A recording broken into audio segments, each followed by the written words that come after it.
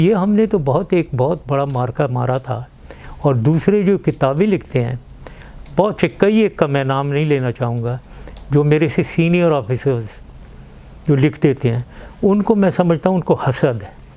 हसद ये है कि वो कोई मेरे से इंस्ट्रक्टर भी रहे हैं, कोई मेरे कमांडर रहे हैं, लेकिन उन्होंने नहीं सोचा, ये मैंने सोचा और मैंने करके दिखा दिया, हिंदुस्तान के घुटने टेक दिए। तो इनको ये हसद है, ये क्यों नहीं सोचा इन्होंने? तो ये मेरे ख्याल में तो प्योर हसद है इन्हें कि हाउ कम ये मैं उनके ज़माने का बच्चा, मैंने ये कार्रवाई दिखा दी, जबकि उन्होंने कि ये कभी नहीं दिखाई। उनके ज़माने में तो हमने सियाचिन खोया, उनके ज़माने में हमने सियाचिन के अलावा कई 2-3 और जगहों में छोटी छोटी, जैसे चोरबटला एक जगह थी, उधर वो घुसाए थे, 2-3 जगह में वो घुसाए और हम कुछ नहीं कर सकते थे। इस दफ़ा हमने उनको गर्दन से पकड़ लिया था और ये बात कर रहे हैं कि ये वो फलाना था, धमकाना था। ज़बरदस्त ऑपरेशन था, सिर्फ पॉलिटिकली उसको स्ट्रॉन्ग विल दिखानी थी और हम हर लिहाज से कामयाब होते। एक और चीज़ मैं बताना चाह रहा था, एक और if you don't mind Chavez, इसको ऐड कर दूं। बहुत से लोग कहते हैं कि जी इतनी कैजुअल्टीज़ हो गई, वो पोस्ट पे खाना नहीं पहुंचा था और वो घास खा रहे थे। देखो भाई, हमने वर्दी पहनी है, वर्दी हमने कोई चाय पीने के लिए और केक खाने के लिए नहीं पहनी है, हमने लड़ने के लिए पहनी है। मैंने वर्दी लड़ने के लिए पहनी है। अब उसमें अगर मैं किसी ऑपरेशन में जाता हूँ और मुझे एक दिन खाना नहीं मिलता है और मैं भूखा रहता हूँ, तो सो व्हाट, क्या हो गया यार? और अगर हमें कुछ कैजुअल्टीज़ हुई हैं जो उनसे 1/5 भी नहीं है, तो क्या मतलब है? कैजुअल्टीज़ होती हैं, वरना हम तो ये थर्ड क्लास किस्म की बात, मैं नाम नहीं लूँगा, जो सो कॉल्ड एनलाइटेंड मुल्क हैं, डेवलप्ड कंट्रीज़ हैं, एक बंदा मर जाए तो वो पूरा मुल्क मर जाता है। हम वो नहीं हैं, हम लड़ाके हैं और हमारे ख़िलाफ़ दुश्मन जो है वो हमें एग्जिस्टेंशियल थ्रेट दे रहा है, वो हमारी एग्जिस्टेंस को चैलेंज कर रहा है। तो उसके सामने हम लेट जाए, उसको सही सबक सिखाना चाहिए। तो ये कहना कि जी वो कैजुअल्टीज़ होती हैं, जंग में कैजुअल्टीज़ होती हैं, जंग में भूखे भी रह जाते हैं, so what, that doesn't matter. Good armies में, अच्छी आर्मीज़ जो हमारी आर्मी है, उसमें ये चीज़ें माइनर हैं, कोई ऐसी बात नहीं है। बहुत बिल्कुल हो रहा है और होना चाहिए। और ये 35 अरब तो सावेज मैं समझता हूँ कुछ भी नहीं है। इन्होंने तो कई 100 अरब, 35 अरब डॉलर कह दो तो वो मैं मानूँगा। ये 35 अरब रुपए इनके सामने कुछ भी नहीं है। इन्होंने मनी लॉन्ड्रिंग छोड़ो, इन्होंने तो लूट मचाई भी थी लोगों से, उनकी ज़मीनें across the table document sign करा कर लेते थे। मैं आपको बताऊं, मेरा एक मिनिस्टर जो सिंध में मिनिस्टर था, उसने मुझे बताया कि उससे जुल्फ़िकार मिर्ज़ा, जिसने टीवी पे भी इसको दोहराया है, वो आया है, उस डॉक्यूमेंट लेकर आया है, उससे उन्होंने एक सीमेंट प्लांट और एक sugar plant across the table sign करवा कर ले गए। मतलब ले गए, बस 2 फैक्ट्रियाँ ले ली, मामूली बात है। ये तो इस लेवल के लोग हैं। ये सारा लूट खसूट का सिलसिला 2008 से ही शुरू हुआ है इन लोगों से। और सिर्फ इनमें ये 2 तो सबसे बड़े गुरु चोर हैं, लेकिन और भी बहुत से हैं। सबको पकड़ना चाहिए, सबकी पकड़ दकड़ होनी चाहिए और पूरे पाकिस्तान में मतलब ये पॉलिटिकल उसको क्लियर करना चाहिए, साफ़ करें। हर आदमी के पीछे जो भी अगर कोई मेजर करप्शन है उसको इन्वेस्टिगेट करें और पकड़े। And I am prepared absolutely. कहीं मुझे बताएं, मेरे से पूछें क्या मैंने किया है, कोई 1 पैसे की बात करें। हाँ बिल्कुल, लवाई साहब इनके मेन बैंकर थे, हर चीज़ इनको असिस्टेंस करते थे और बिल्कुल उनको बहुत कुछ पता होगा इनके बारे में, बेनज़ीर के बारे में और इसके बारे में, आसिफ जरदारी के बारे में। और उससे बहुत इन्फॉर्मेशन मिलनी चाहिए जिसके बुनियाद पे इनको इन्वेस्टिगेट करना चाहिए और इनको पकड़ना चाहिए। नहीं, अब तो ये पैचअप का ज़माना नहीं है मेरे ख्याल में। आई डोंट थिंक सो कि जो कुछ हो रहा है नवाज़ शरीफ के ख़िलाफ़ और आसिफ जरदारी के ख़िलाफ़, इसमें कम से कम उम्मीद है मुझे कोई पैचअप नहीं हो सकता। We have gone too far. Public demand, public outcry बहुत ऊंची है। एंड हमें इनके ख़िलाफ़ मूव करना है। और जहाँ तक ये कि ये जेल काटते हैं, मुझे मालूम है ये कितना जेल काटते थे, पूरा फ्लोर लेकर अय्याशी कर रहे होते थे, लिटरली अय्याशी कर रहे होते थे। तो ये उन्होंने जेल काटी है। फिर इनके साथ ये है कि ये मर्डरर और किलर भी हैं, उठाकर वो जजेस को इन्होंने मर्डर किया हुआ है, विटनेसेस को मर्डर किया हुआ है। तो जिसके इसके ख़िलाफ़ फिर वो विटनेसेस आते नहीं थे, जज भी डरते थे। तो ये चीज़ें तो ये करते रहे हैं। तो इसमें वो अभी कोई बईद नहीं है कि ये इस कॉन्फिडेंस से कह रहे हैं कि मेरे ख़िलाफ़ कुछ करें। मैंने तो कुछ किया ही नहीं है, सब कुछ किया है इन्होंने। और प्रूफ बिल्कुल हर बच्चे की ज़बान पे है, कराची में स्पेशली, सिंध में। तो अब इनके बिल्कुल इनके ऊपर तो घेरा तंग होना चाहिए। फ़ौजी नुमाइंदा तो कई दफ़ा हुए हैं, सिर्फ इनके ख़िलाफ़ नहीं। बट ये लोग जब फ़ौज की इंक्लूजन इनके फ़ायदे में हो तो फिर ये गुन गा देते हैं फ़ौज के, और जब इनके ख़िलाफ़ जा रही हो तो फिर ये फ़ौज के पीछे बुरा भला कहते रहते हैं। तो एक स्टैंडर्ड स्टेटमेंट तो ये देते नहीं हैं। और फ़ौज को ईंट से ईंट बजाना, मतलब ये किस दुनिया में रह रहे हैं पता नहीं। ईंट से ईंट बजाएंगे ये इनकी मजाल है कि फ़ौज के साथ ये कर सकें ये।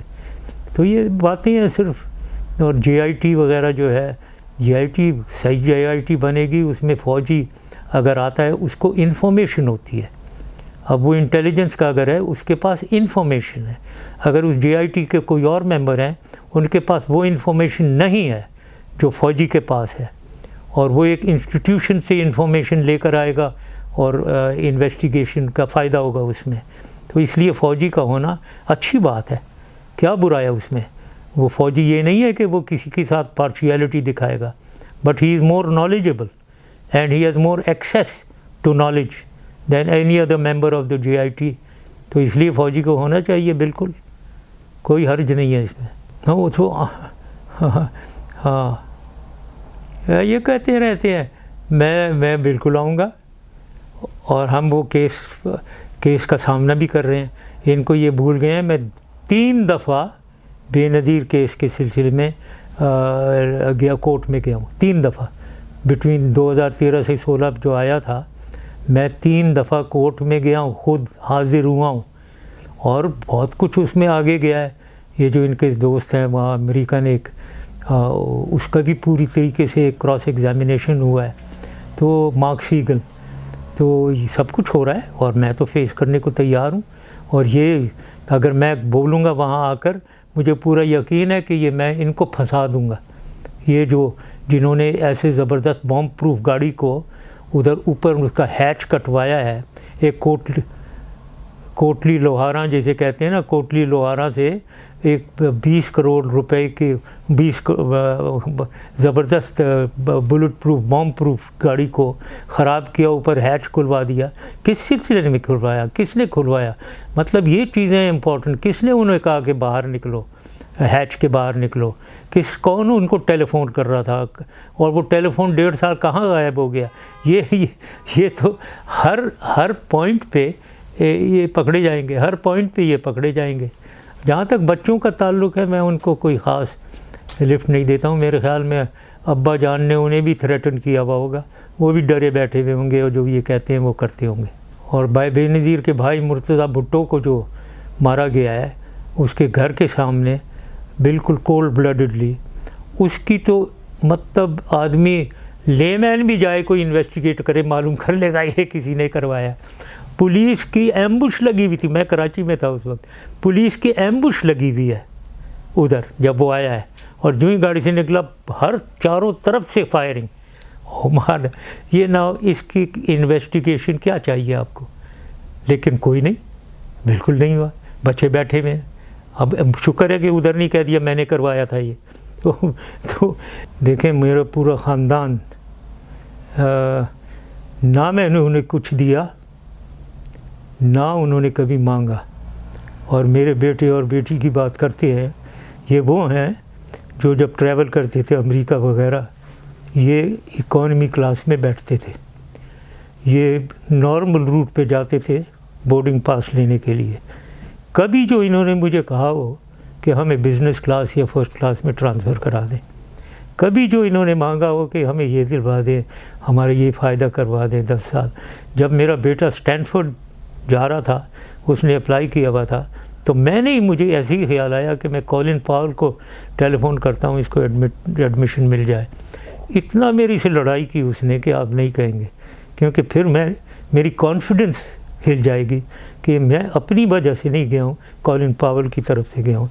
ये वो बच्चे हैं, ठीक है ना, और इनको मुलव्वस करना, वो जवाब दे देंगे, दे रहे हैं वो जवाब।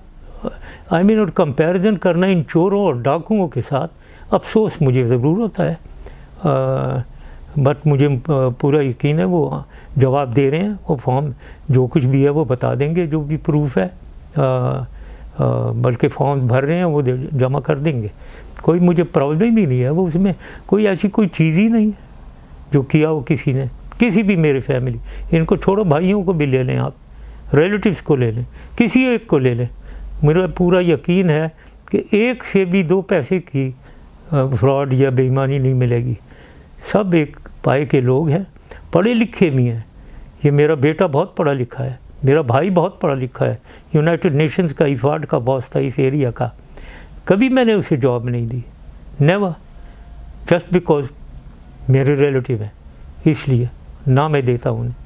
तो ये पता नहीं किसकी बात कर रहे हैं, किस ख़ानदान से बोल रहे हैं, के बारे में बात कर रहे हैं। इनको पता होना चाहिए कि हमारा ख़ानदान एक छांगा ख़ानदान नहीं है जो ये चोरियाँ और मुल्क की गरीबों के ख़िलाफ़ ये करना, गरीबों को तकलीफ़ें देना, ये हमारा ख़ानदान नहीं करता है। हाँ, NRO देखें, NRO की बुनियाद मेरी और बेनज़ीर की मीटिंग थी आबू धाबी में 2 दफ़ा। उसमें उनकी 3 रिक्वायरमेंट्स थी। एक तो आर्टिकल 58(2)B को हटाया जाए, जिसमें प्रेसिडेंट को डिज़ोल्व द असेंबली। उस पे तो जब उन्होंने कहा तो मैंने कहा I will never do that, तो she immediately said let us agree to disagree. दूसरी 2 उनकी वो 3rd टर्म प्राइम मिनिस्टर की थी और एक केसेस की थी। अब जब मैं वापस आया तो मेरे लोगों ने, मेरे पॉलिटिकल सपोर्टर्स ने कहा ये केसेस छोड़ देते हैं क्योंकि इसका फ़ायदा नहीं हो रहा। वो कोर्ट्स जो हमारे हैं वो सज़ा तो दे नहीं रहे हैं, सबको पता है ये करप्ट हैं, हाजिर जरदारी, लेकिन सज़ा कोई नहीं दो। 11 केसेस में से 8 से बरी हो गए। तो क्या हम कर रहे हैं, कैसे हो? तो ये दे देना चाहिए जो 3rd टाइम प्राइम